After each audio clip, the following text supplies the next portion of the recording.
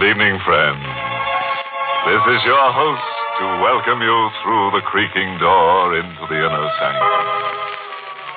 Come in. We've been having labor trouble. Our pet vampire, Oscar, a member of local Ooh, has been complaining about unfair haunting conditions. He wants longer nights and fatter victims. And then there's also a jurisdictional dispute going on between Oscar and Harry, the demon hangman. Oscar says that Harry should keep his news out of other people's business. Oh, by the way, let me tell you about our latest guest. Used to be an income tax consultant. One day, he deducted his wife's head from her body with a hatchet. Sort of a decapita gains act.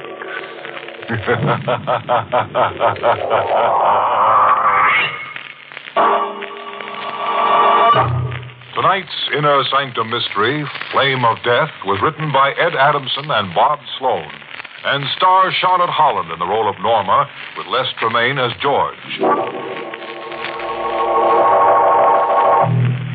Well, now, you folks ready for tonight's gory gambit?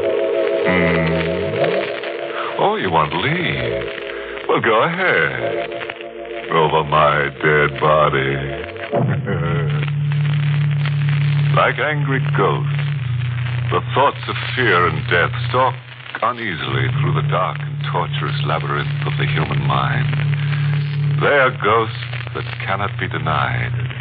Ghosts that distort everyday living into an unreasoning, shuddering existence. He comes into my room and screams he won't let me alone. You say it can't be, George, but I know. He isn't really dead. These are the things a woman says to her doctor. The woman is Mrs. Norma Loring, and the doctor is a close friend, George Haynes. Inside Norma Loring's mind, there's a cold, frightening despair. A doctor can help, sometimes. A doctor can probe into the human mind. But how deep? How deep? You must rest. Sleep is very important. Sleep. Oh, I tried, George. I tried, but I can't. I can't do anything but think of David and the way he died in that fire. You've got to put those thoughts out of your mind. It's been 6 months since your husband died. It wasn't 6 months ago. Norma. It was last night. Every night it happens all over again. Every night I see those flames.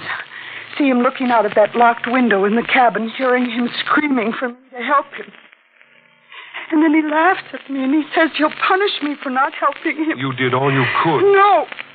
I should have gone in and tried to save him. He'll return just as he says he will. He'll return and make me die in the flames like he did. Norma, stop it. I can't escape him. Stop I it. can't. And listen to me. I'm a doctor. I know about these things. I killed him. I killed my husband. No. You're just torturing yourself with a guilt fantasy. You probably couldn't have saved David even if you'd tried. But deep in your mind, you feel you could have. But David was sick. I should never have let him alone, George. I don't want to die. You mustn't let the fire kill me, George. You've got to calm yourself. I can't help you if you don't cooperate. Yes.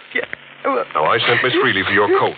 It's a nice, brisk day. You and I are going for a walk, all right? Yes. All right, George, all right. Feel like having a cigarette? Yes, cigarette would be fine. Here you are. Thank you. George! What is it?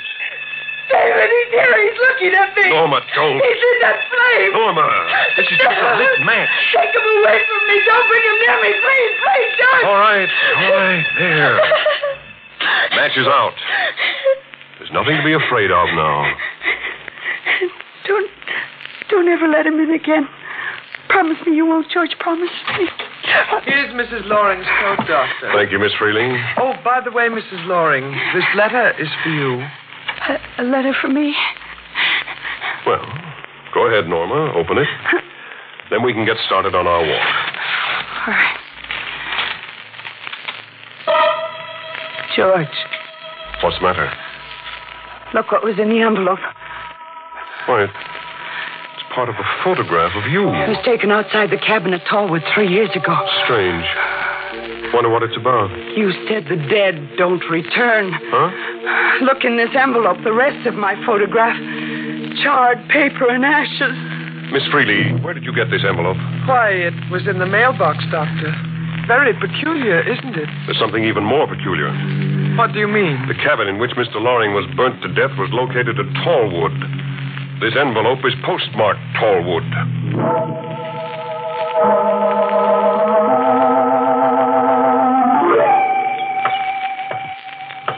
Norma, I wish you wouldn't come with me. I'll phone you after I get the information at the post office. No, George, you'll try to keep things from me, and I want to hear the truth. I've got... Oh, George, wait. What is it? Coming across the street. That's Ralph, my postman. Good. He should be able to help us. Good morning, Mrs. Loring. Ralph, this is Dr. Haynes' friend. We want to talk to you. Oh, sure. It's about this envelope. You delivered it to my house this morning. You'll notice that the address is typewritten and it's postmarked Tallwood. Oh, yeah, I see, Tallwood. How can we trace this envelope to the sender? You can't trace it, Doctor. Can't? Why not? It came by regular mail this morning. You yourself delivered it. Well, not me. I'm making my first morning delivery now. Well, then how did this envelope get in the mailbox? You got me, Doctor. Maybe somebody's playing tricks on Mrs. Loring. David, put it there. Come on, Norma. I'm taking you back to the house. Oh, just a minute, Mrs. Loring. I got a letter for you. This one's through regular channels here. It's a funny thing, though. This one's got the same postmark, too. Tallwood. I'll take that letter. It's for Mrs. Loring. No, it's all right, Ralph. Okay, Mrs. Loring, as long as you say so. This envelope is from David, too. He's come back. I'm going to die. And there's nothing anyone can do to save me. No, Norma. Someone is playing rotten tricks to make you suffer. Somehow I'll prove it to you. Now, here. We'll open this envelope and see what it is this time. The letter with burnt edges. Yes. Norma, the flames and I are at Tallwood, waiting for you. David. It's from him. He's waiting for me. He's not there. Can't you see how obvious it is now? No. Dead men don't write and mail letters. It's just as I told you, a trick. No, it isn't. David sent that letter. There's no mistake. That's his handwriting.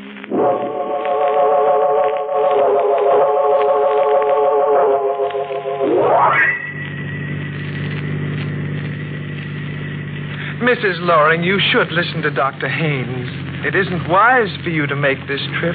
It's no use, Miss Freely. Her mind's made up. You don't understand, either one of you. I have to go to Tallwood. I can't escape him. It's better this way. Up here, maybe he'll forgive me. But, Mrs. Loring, your husband died 6 months ago. You're just making things difficult for yourself. He's not dead. Not the way you think he is. Perhaps, Norma, it is best you insisted on coming up here tonight. It'll give me a chance to prove something to you. Is it much farther, Doctor? No, we're almost there. The cabin in which Mr. Loring was burnt to death was located just around this bend in the road. In a few seconds, Norma, you'll see for yourself how things really are. And then... What's the matter, Doctor? Why did you stop so suddenly? Miss Freely, you stay here in the car with Mrs. Loring. George, look at it. Doctor, what is it? That cabin over there with the lights. Can't be. When I saw it last, it was just ashes. But now it's just the way it was before the fire.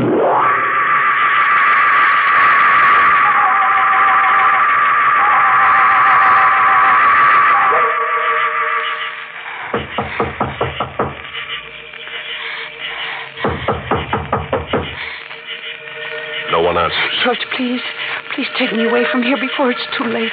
Please. Oh, wait. Door's open. Come on, Norma. George, do you smell it? Yes. The odor of burning wood. Well, they probably forgot to put the fire out in the fireplace. But there's no wood in the fireplace. It's empty.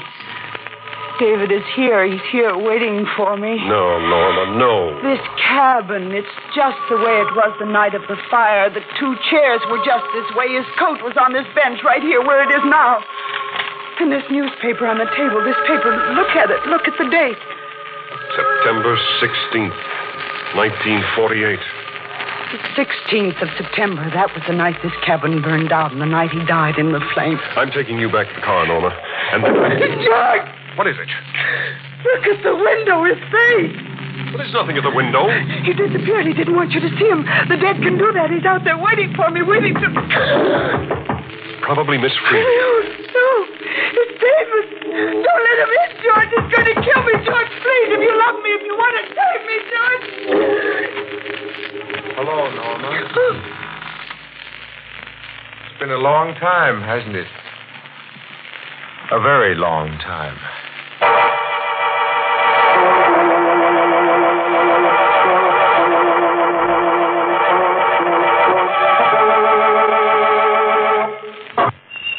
It's been a long time, hasn't it, Norma?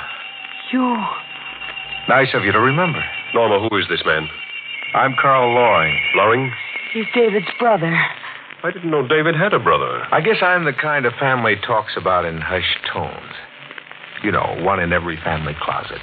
What's this all about, Loring? I don't believe I caught your name. It's Dr. Haynes. Now tell me, what are you up to? I might ask you two the same thing. Carl, David is here. He said he would be. Then you know? Oh, cut it out, Norma. Why did you send me the letter? What letter? This one. With the burnt edges and the handwriting of my dear departed brother. He wrote to you, too? Look, Loring, I don't know what your game is, but Norma has been made very sick by your rotten trickery. Mine? It's obvious that you're behind this. That cabin door was locked, but you had the key to open it. I don't have to make explanations to you, but just to set you straight, these keys were sent to me in the mail. Here, you can keep them. And you can keep this box they were mailed to me in. George, the address on this box, it's in David's handwriting. Come on, Norma. I'm taking you back to the car. Car? What car are you talking about? Why, mine. It's parked down the road a few yards. Well, I just came up the road. I didn't see any car. Miss Freely. Who's Miss Freely?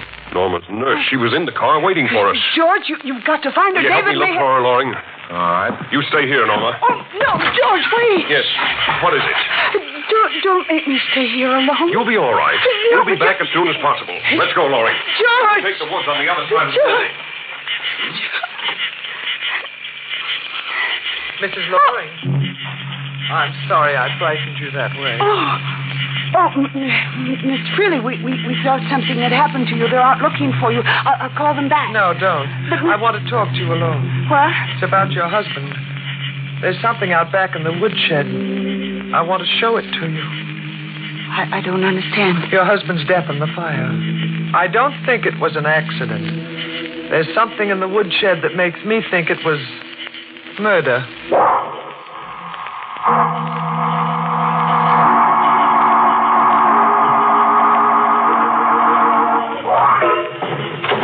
It's just inside the door here, Mrs. Loring. I'll switch on the flashlight so you can see it. There. That can. What is it? Look at the label. Magnesium. An incendiary powder. That's why the cabin went up in flames so quickly, before you had a chance to get in and save your husband. David was murdered.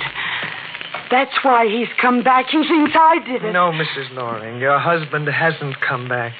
I know what it is now. The real murderer is trying to drive you mad. But how did you find this powder? I saw a man come up the road when you and Dr. Haynes went into the cabin. Yes. I hid the car in the woods. Then I followed the man. He had a package under his arm, this can. He put it here in the woodshed. Then he went over to the cabin. He was the man who left with Dr. Haynes. Carl. Yes, he hated David. I'll stay here, Mrs. Loring. You'll have to work fast before they return. What should I do? There's a phone in the cabin. Get back there as quickly as you can and call the police. Here, take the flashlight. Yes. Now hurry. All right, Miss Freely.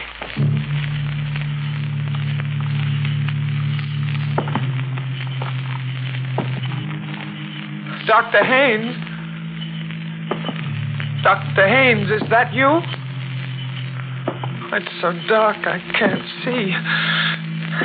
Dr. Haynes, please answer me. Is it...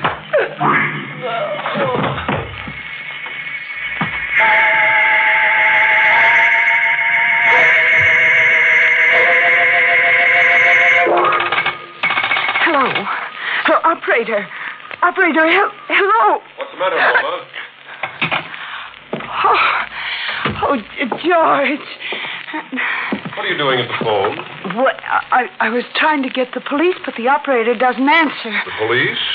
Why? Well, it's something Miss Freely told me. Miss Freely? You've seen her? Yes, she's out in the back. She told me Wait a about... minute. What is it, George? Those keys Carl Loring put on the table here, they're gone. But they were here when you both left. Yes, I know.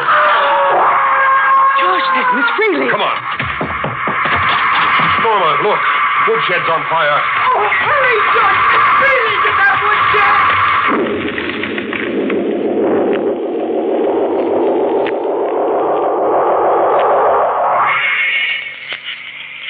Look at this, Norma. A burned lock. I found it in the ashes. This lock is the reason Miss Freely didn't have a chance. The door to that shed was locked from the outside. She was trapped. The same way David was trapped. She was murdered the same way David was. She found out about David. That's why she was killed. What did she tell you about David? Yes, Norma. What about David? Carl. Loring, where did you come from? I was standing back there watching the fire. Quite a blaze, wasn't it? A woman died in that fire. Miss Freely. Oh? She was locked in there. Murdered. By David's ghost? I only know this, Loring. The keys you put on the table in the cabin are missing. A killer, ghost or otherwise, must have locked the door with one of those keys. Now, if we can find... You haven't far to look for them, Dr. Haynes. What do you mean? There, at your feet in the dirt. There are the keys.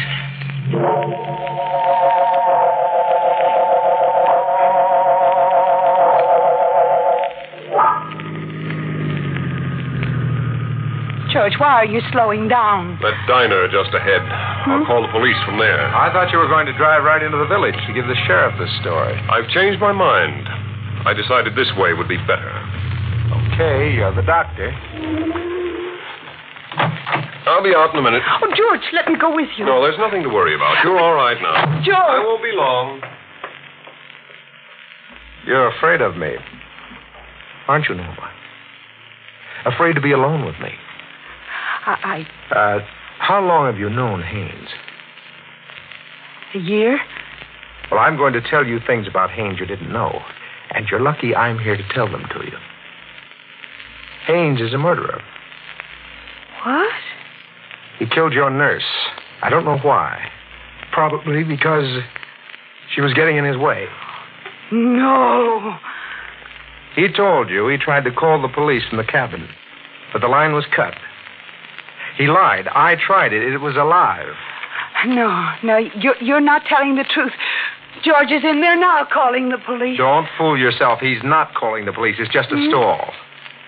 I've been following him. I saw everything he did up at the cabin. He's a crazy killer, Norma. What are you doing? He'll try to get you first and then me. I'm taking you to a place where he won't look for you. We're going back to the cabin. And just in case he does come back, we'll have the police waiting there for him.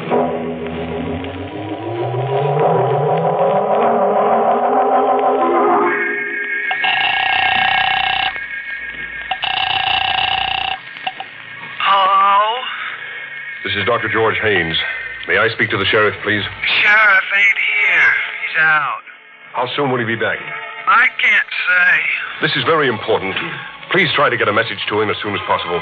I'll try. What's the message? Tell him I'm bringing in a pyromaniac. Pyro what? A fire-mad killer. I'm calling from a diner on the Craig River Road. Tell the sheriff that in case something goes wrong, I may need his help to hold on to the murderer.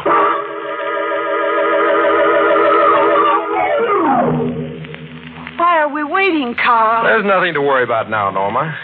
You're here in the cabin, and I'm with you. But he might come back here looking for me. You said we'd call the police as soon as we got here. Oh, the police. That's right. Go ahead, Norma. You call them. Yes. All right, Carl. Carl, Hmm? there's no buzz on the wire. That's right. There couldn't be a buzz if the line is dead. What's the matter, Norma?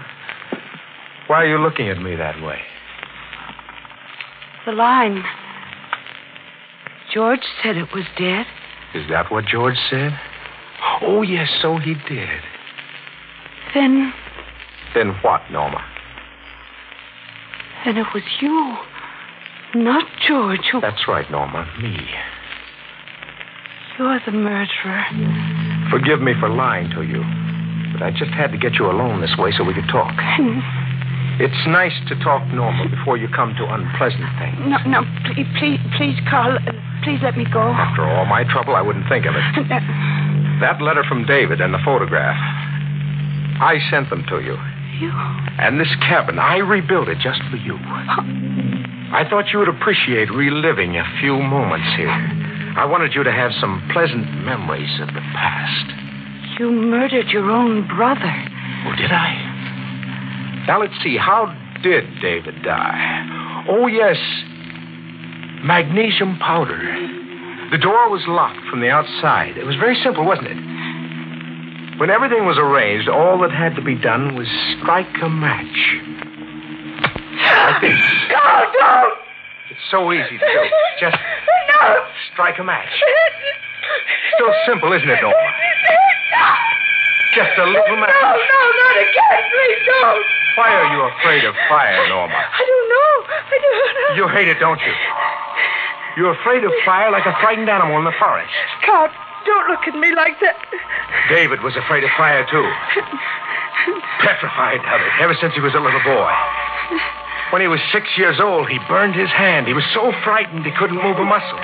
He couldn't take his hand out of the fire. Carl, please. It was that way the night the cabin burned down. I can see him now.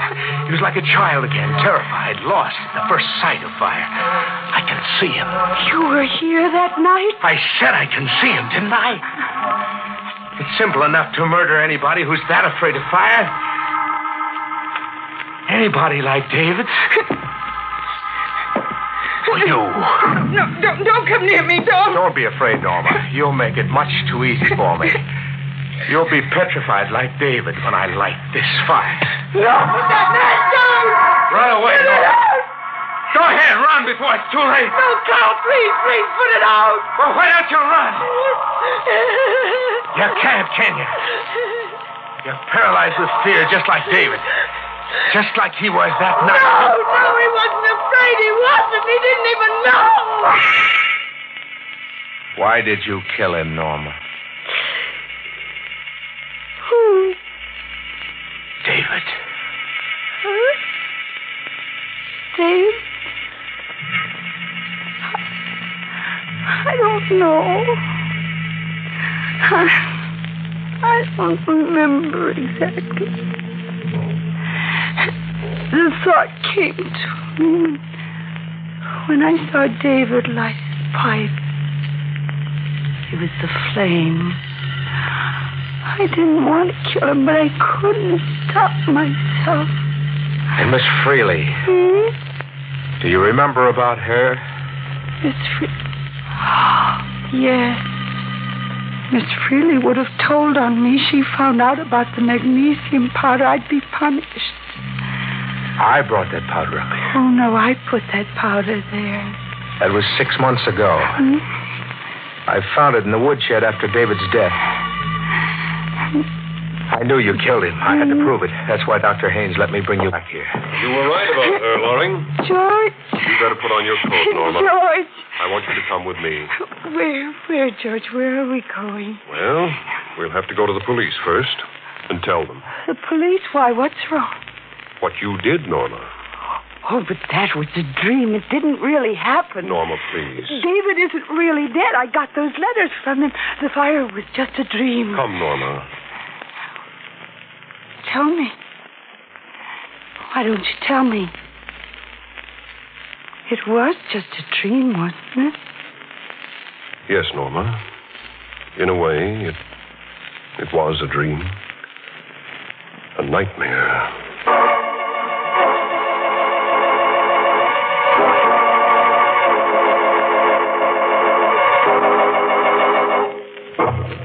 Well, that extinguishes tonight's fiery little fable. Now you can see how a ghost turns out to be just a false alarm. You know, Norma Loring's flame-throwing act brings to mind a ringing verse by an engine-chasing Hottentot. Now let's see, how's it go? Oh, yes. Some flames burn red, while Bunsen's burn blue. But light up your spouse for that multicolored hue.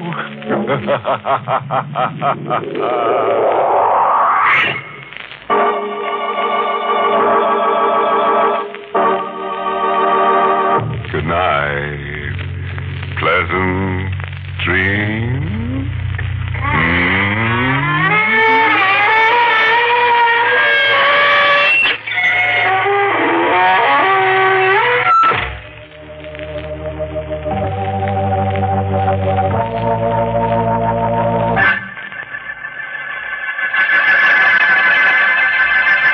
Inner Sanctum was heard in the United States over CBS, the Columbia Broadcasting System, and has been rebroadcast for servicemen and women overseas through the facilities of the United States Armed Forces Radio Service, the voice of information and education.